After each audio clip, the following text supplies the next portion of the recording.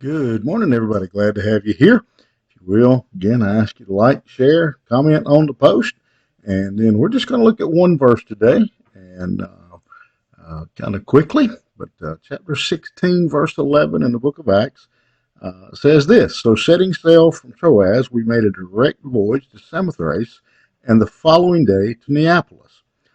You may read that and say, well, I don't see any real spiritual truth there. Any big topic, and you may be right, but let's see.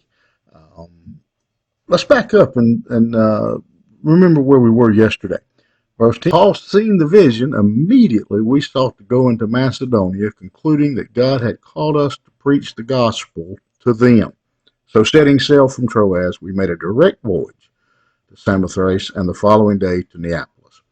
When you take the previous verse and put it together with verse 11, I hope you see maybe a little different opinion here of what's going on. When he determined in verse 10, when he saw that vision and concluded that God was calling him to preach the gospel in Macedonia, he set sail from Troas. We made a direct voyage.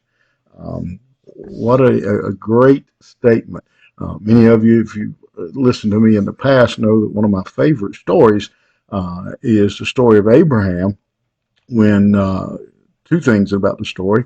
The Bible says in Genesis 11 says, God says, Abraham, Abraham. And Abraham said, here am I. Immediately he answered. And then God told him what he wanted. He told him, take your son, your only son Isaac, to the place where I'll show you, and you're going to sacrifice him there.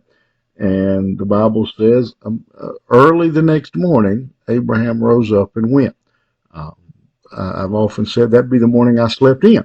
But Abraham immediately got up and went. Paul immediately set sail, making a direct voyage to Samothrace and the following day to Neapolis.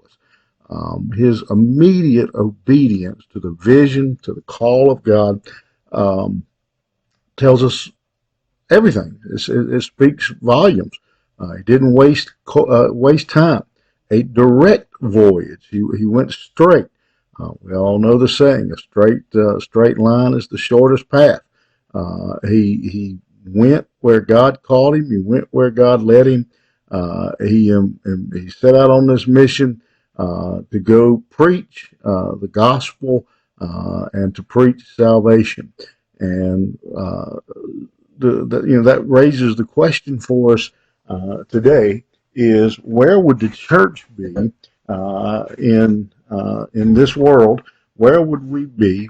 How much greater would the church be if believers were like Paul here, and we set a direct voyage? When God spoke to us, when God drew us, when He called us, when He sent us, if we would set out a direct voyage, if we would go when He called, if we would support the call, if we would be willing to go to the places that are maybe uncomfortable or unpopular to share the gospel.